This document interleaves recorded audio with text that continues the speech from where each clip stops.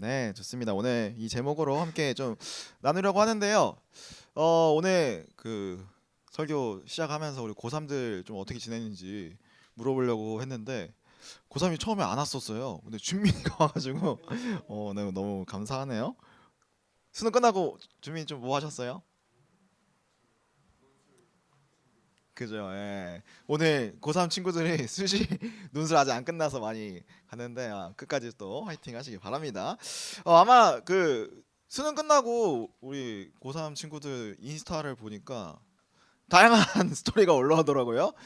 특히 재밌었던 건 학염이가 좀 폭주를 했다 그런 것들 좀 보고 있었는데요. 언제나 이렇게 수능 끝나면 좀 기존 좀 어쨌든 좀 보상 심리가 좀 있잖아요. 좀 쉬기도 하고 또 게임도 하고 밀린 예능도 좀 챙겨보고 놀러 다니고 또 아마 조금 이제 방학하면 바로 이제 바뀌는 변화는 헤어스타일의 변화가 있을 것이다. 뭐 그런 것들이 좀 생각이 나는데요. 근데 고3들에게 또 여기 없는 고3들에게 축복합니다. 아직 안 끝났습니다. 우리 원서 영역이 있습니다. 네, 끝까지 우리 원서들 잘 쓰시면 좋을 것 같고요. 언제나 또 잘 아시겠지만 정보 싸움이고 또 눈치 게임이라고 하는데 진짜 사실상 정보 싸움이거든요. 끝까지 또 본인에게 또 유리한 학교 전형이 잘 있으니까 끝까지 잘 또 준비하시면 좋을 것 같아요. 매년 이맘때가 되면 우리 고3 친구들도 그렇고 혹은 20살 친구들에게 항상 보이는 선배들에게 보이는 반응들이 있는데요. 고3 친구들은 또 수능 성적 이제 곧 있으면 또 12월 초에 나오잖아요.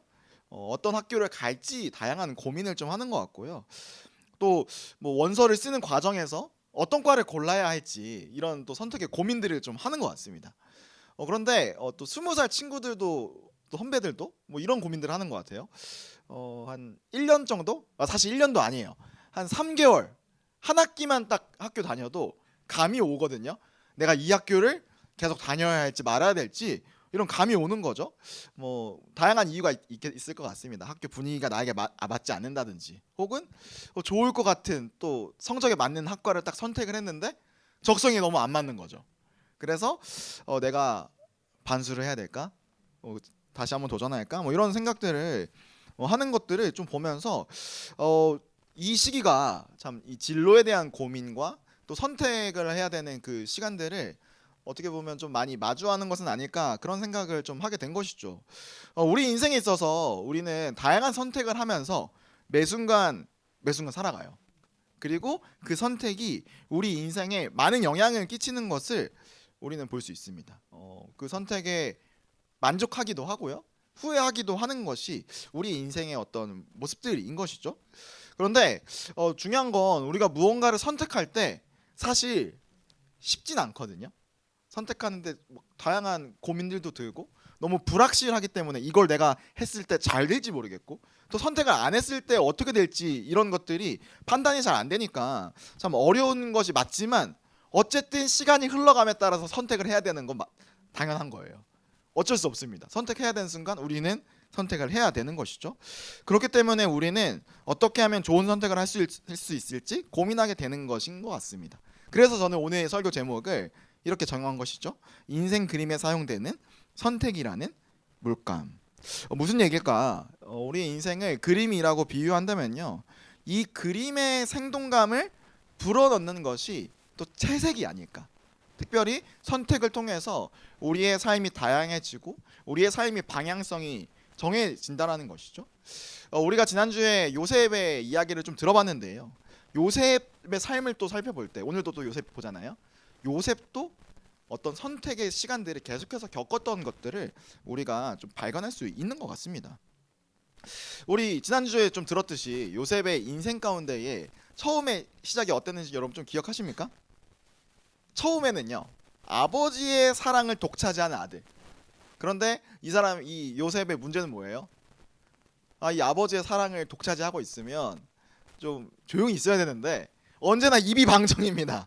그래서 형들의 시기 질투로 이집트에 이제 팔려가서 보디발이라는 경호 대장의 노예가 되는 것이죠. 그리고 그 집에서는 어떤 일이 있죠? 불륜남으로 오해를 받고 감옥에 들어갑니다. 그리고 감옥에 들어가서는 감옥을 관리하는 사람이 됩니다.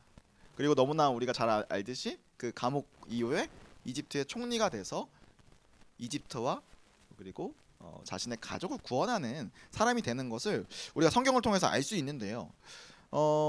저는 이 요셉의 이야기를 보면서 특별히 성경 인물 중에 요셉처럼 직업이 많이 바뀐 사람이 없어요. 이렇게 풍성하고 다양한 직업을 가진 사람이 요셉밖에 없거든요. 여러분, 요셉의 첫 번째 직업이 무엇입니까? 첫 번째 직업은 홈 프로텍터, 백수입니다. 집에서 막내 아들로서 이제 뺀질거리는 목동이 첫 번째 직업이었고요. 두 번째 직업은 뭐죠? 보디발이라는 경호대장 집의 지배인이었습니다. 세 번째 직업은 뭘까요? 죄수인데 특별히 죄수들을 관리하는 사람. 그러니까 조금 이상한 개념이에요. 똑같은 죄수인데 그 죄수들을 관리할 정도의 죄수가 됩니다. 그리고 마지막은 총리로서 삶을 마감을 하는데요. 우리는 이 모습을 보면서 발견할 수 있는 원리가 있습니다. 이 요셉의 다양한 인생들과 또 다양한 직업들 가운데에 요셉의 작은 선택들이 쌓여서 요셉의 인생이 빚어가는 것을 살펴볼 수 있다는 거죠. 자, 그러면 요셉이 어떤 선택을 했을까? 우리 말씀을 통해서 한번 좀 살펴볼게요. 창세기 37장 5절 말씀인데요. 같이 한번 읽어보겠습니다. 시작.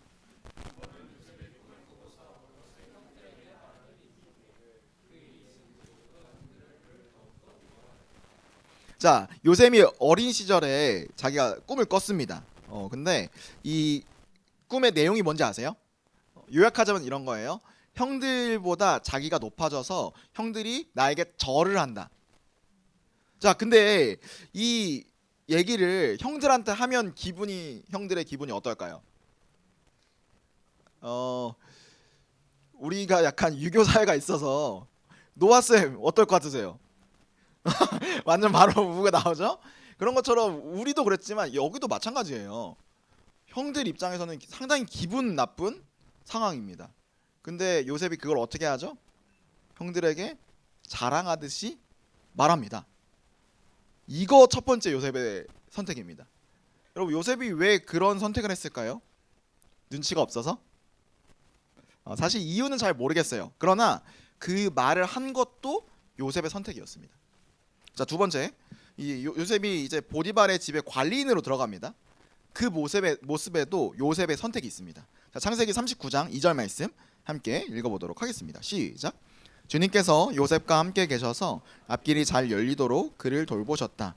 요셉은 그 주입 이집트 사람의 집에서 살게 되었다. 자, 4절 이어서 읽을게요. 주인은 요셉이 눈에 들어서 그를 신복으로 삼고 집안일과 재산을 모두 요셉에게 맡겨 관리하게 하였다. 자, 여러분, 요셉이 보디발에게 팔려간 상황은요, 자신의 선택은 아니었습니다. 그러나 그 팔려간 집에서 그 집의 관리장이 되기까지 요셉이 집을 경영하는 어떤 태도나 모습은요, 선택의 영역인 거죠. 요셉이요, 관리장이 되기까지 우리 본문을 보니까 하나님께서 길을 열어주시고 하는 일마다 잘 되게 하셨대요. 자, 근데 한번 예를 들어볼게요. 요셉이요, 가서 아무것도 안 해요. 그러면 아무리 하나님께서 이 요셉의 삶을 잘 되게 하셔도 요셉이 관리장이 됐을까요? 물론 그거 가능하죠. 하지만 그 요셉의 삶을 통해 들어쓰시는 하나님의 어떤 그 모습이 조금 이 보디발이나 다른 사람들 입장에서는 비상식적으로 느껴질 수 있는 것이죠. 그러니까 다시 좀 정리하자면 요셉이 열심히 살아가는 태도가 수반됐기 때문에 하나님과 동행하는 그의 삶 가운데에 놀라운 일들이 벌어지게 되는 것이죠. 결국 자기에게 맡겨진 일을 열심히 하는 그 태도는요, 요셉의 선택이었습니다. 자, 세 번째 장면 또 있습니다. 나중에 총리가 될 때의 스토리도 마찬가지인데요. 요셉이요, 보디발 아내와의 어떤 불륜 사건의 누명으로 감옥을 가죠. 그리고 그 감옥에서 어떤 일이 있습니까? 지난주에 들었죠?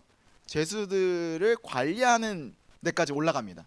그러면 이 요셉이 그 감옥에서 어떻게 살았다는 것이죠? 열심히 살고 남들 보기에 정직하게 살았다는 모습을 우리가 좀 유추할 수 있습니다. 또 한 가지, 나중에 또 총리가 될 때는요, 왕의 그 시중들이 막 잡혀서 들어와요. 그래서 그 사람들을 잘 섬기고 잘 대해주는 것들을 나중에 그 사람들이 기억을 해서 이 이집트의 파라오의 꿈을 해몽하는데 요셉의 지혜를 이렇게 그때 그 기억으로 이제 가져오게 되는 것이죠. 그러니까 요셉이요 지금 어떤 모습이 있습니까? 자기가 만나는 모든 사람 그리고 모든 직책에서 인정받고 형통하는 모습이 보여져요. 근데 이 부분에서 우리가 기억할 거는 요셉이 만나는 사람마다 만나는 어떤 모든 사람과 직책에서 자신의 삶의 태도를 열심히 했다는 거예요. 우리가 이 본문을 볼 때 잘못 이해하면요 이렇게 생각을 하죠. 하나님이 형통하시면 다 잘 돼. 하나님이 동행하기만 하면 다 잘 돼. 라고 생각할 수 있습니다. 그러나 요셉은요 그렇게 삶을 살지 않았어요.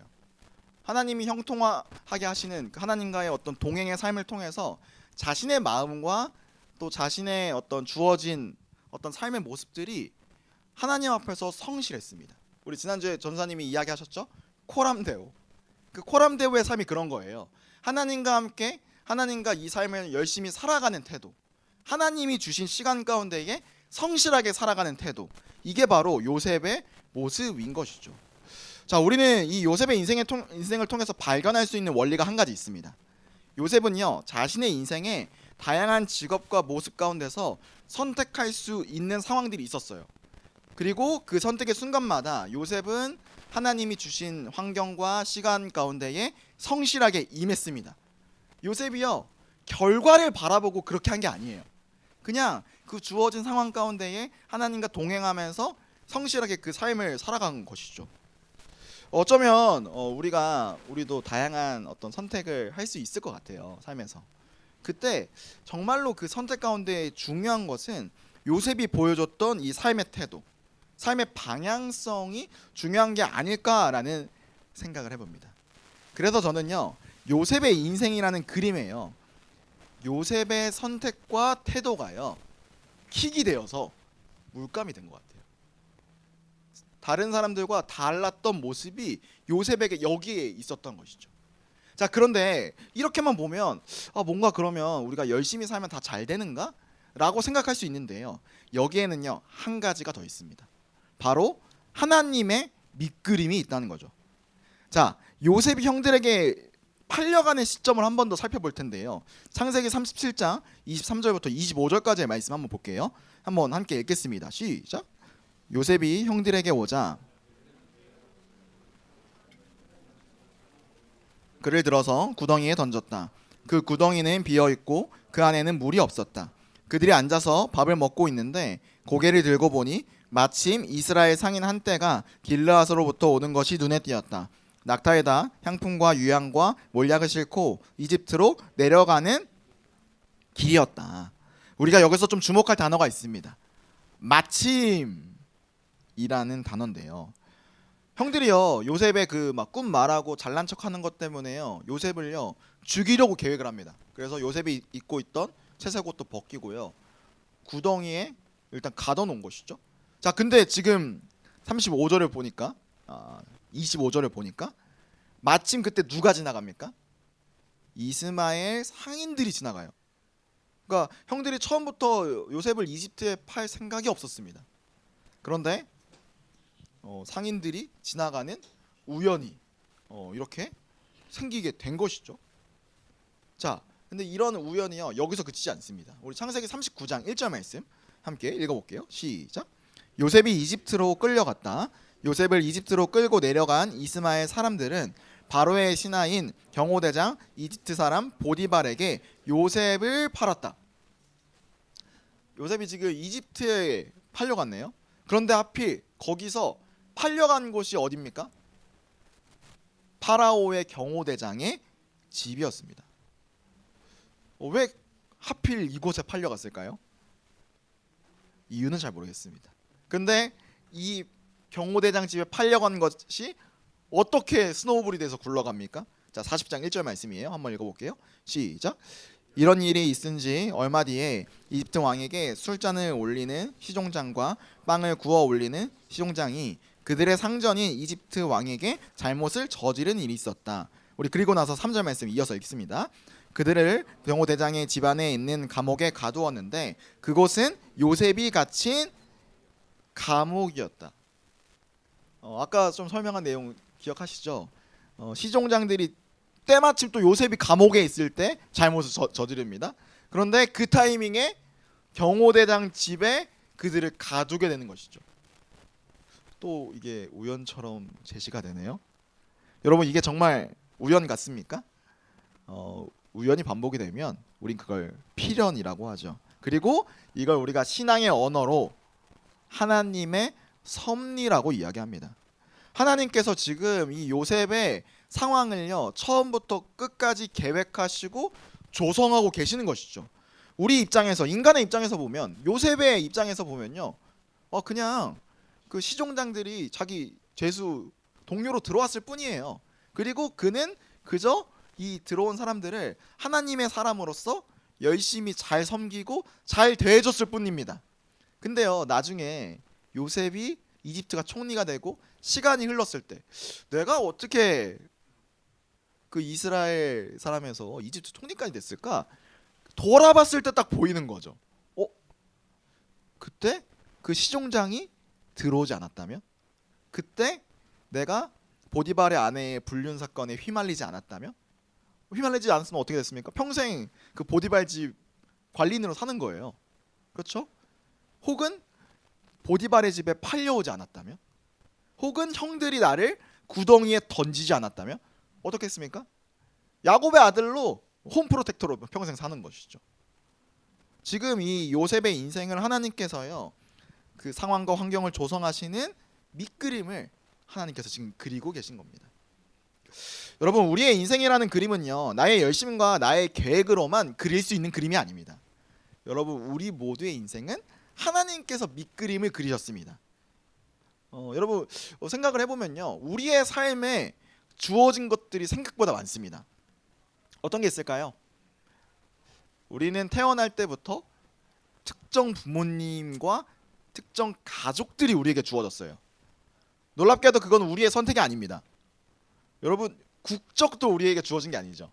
우리 남자친구들 조의를 표합니다. 여러분은 한국 남자이기 때문에 곧 군대를 갈 겁니다. 이 사실 자체가 주어진 게 아니죠. 지역도 마찬가지입니다. 저는 그 시골에서 태어났거든요. 여러분들 도시에 있잖아요. 저희 집 근처에는 편의점이 아직도 없습니다. 이럴 정도로 이런 환경이나 이런 것들은 이미 우리에게 하나님께서 밑그림처럼 대부분 주어진 것들이죠. 그리고 그 삶을 우리가 살아갈 때는요 우리는 선택과 태도라는 물감으로 이 그림에 색칠할 뿐입니다.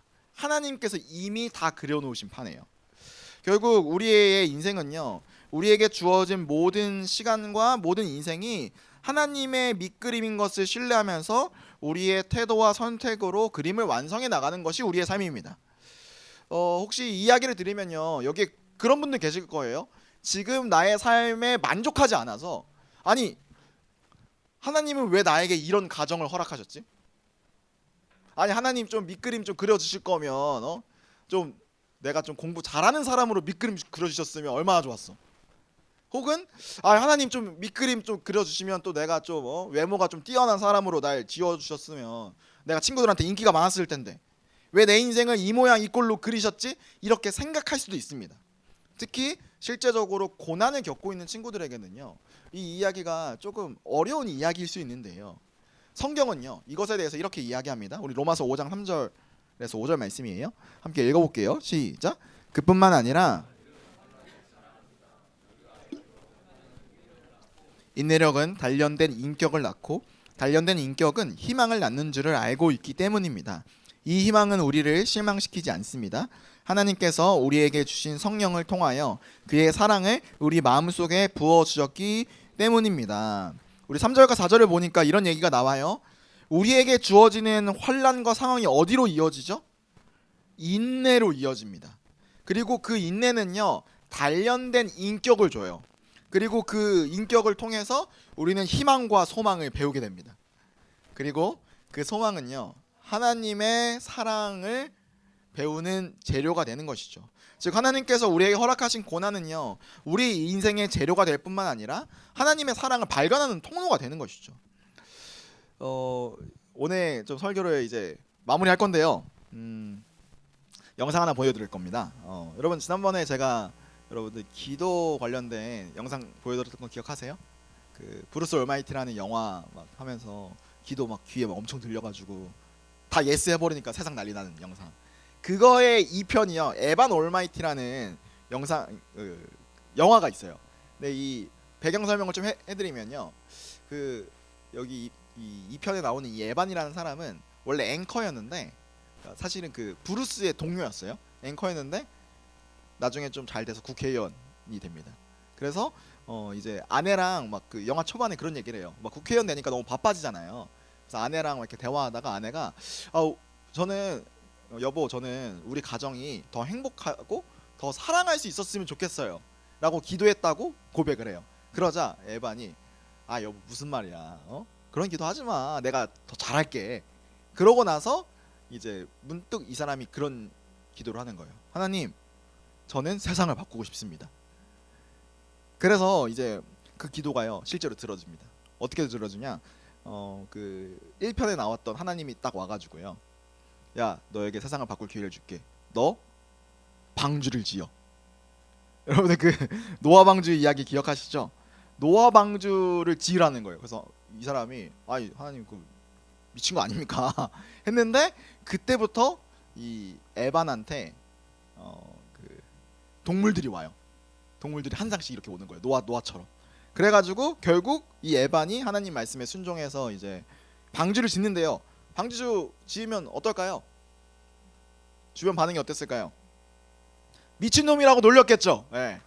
그리고 막 사람들이 막 조롱하고 국회의원직에서 막 잘리고 막 그런 과정에서 아내는 이게 이해가 되지 않으니까 막 힘들어하는 과정이 있었어요. 그때 하나님께서 그 아내에게 찾아오셔서 이런 이야기를 합니다. 영상 한번 볼까요? Oh, excuse me. Can I get a refill, please? Coming right up. Thank you. Excuse me. Are you all right? Yeah. No. It's a long story. Well, I like stories. I'm considered a bit of a storyteller myself. My husband, have you heard of New York's Noah? The guy who's building the ark. That's him. I love that story. Noah and the ark. You know, a lot of people miss the point of that story. They think it's about God's wrath and anger. They love it when God gets angry. What is the story about then, the Ark? Well, I think it's a love story about believing in each other. You know, the animals showed up in pairs. You know, they stood by each other, side by side, just like Noah and his family. Everybody entered the ark side by side. But my husband says God told him to do it. What do you do with that? Sounds like an opportunity. Let me ask you something. If someone prays for patience, you think God gives them patience? Or does he give them the opportunity to be patient? If they prayed for courage, does God give them courage, or does he give them opportunities to be courageous? If someone prayed for the family to be closer, do you think God zaps them with warm, fuzzy feelings? Or does he give them opportunities to love each other? Well, I gotta run. A lot of people to serve. Enjoy. 여러분 이 이야기가 어떻게 좀 들리세요? 저는 이 이야기가 좀 이렇게 들리는 것 같아요. 그 중간에 그 얘기를 하죠. 이거 러브 스토리 같다. 서로가 돕고 살아가는 이야기 같다.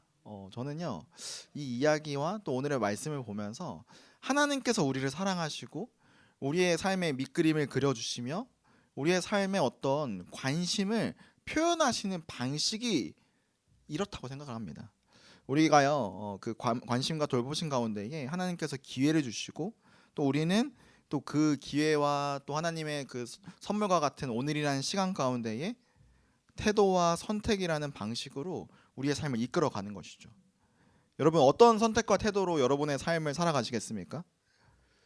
우리 인생이라는 밑그림을 그리신 하나님을 신뢰하면서 우리의 상황과 환경이 어떠하든지 주어진 삶에 충실하게 살아가는 것이 오늘 우리가 지금 할 수 있는 일입니다. 사랑하는 여러분, 여러분 앞으로 수많은 기로에 서게 될 것입니다. 선택의 순간들이 찾아오겠죠. 특히 여기에 있는 고3 친구들을 또 원서 쓰는 시간들도 올 건데요. 그 상황과 환경 하나님이 그리신 밑그림이에요. 그리고 거기서 우리는 하나님의 마음으로 선택을 해야 되는 거죠. 잠언 3장 5절에서 6절은 이렇게 이야기합니다. 한번 읽어볼까요? 시작. 너는 마음을 다하여 여호와를 신뢰하고 내 명철을 의지하지 말라. 너는 범사에 그를 인정하라. 그리하면 내 길을 지도하시리라. 밑그림을 그리시는 하나님을 기억하면서 또 지금 나에게 주어진 환경과 시간이 하나님께서 주신 시간이라는 것을 신뢰하는 저와 여러분이 됐으면 좋겠네요. 그때에 하나님께서 우리의 인생 그림을 완성 주실 것을 믿습니다. 우리 그 마음을 가지고 잠깐 찬양했으면 좋겠는데요. 오늘 함께 나눈 찬양이죠. 우리 살아가는 모든 날들이. 저는 이 찬양의 가사 중에 정말 좋아하는 부분이 있는데요. 시작하신 우리 주 그 끝을 이루어 주시리. 하나님께서 시작하시고 하나님께서 우리의 인생을 또 우리가 색칠해가는 그 모든 과정을 하나님께서 도우시고 완성시키시는 것 같습니다. 우리 그 마음 가지고 함께 찬양하겠습니다.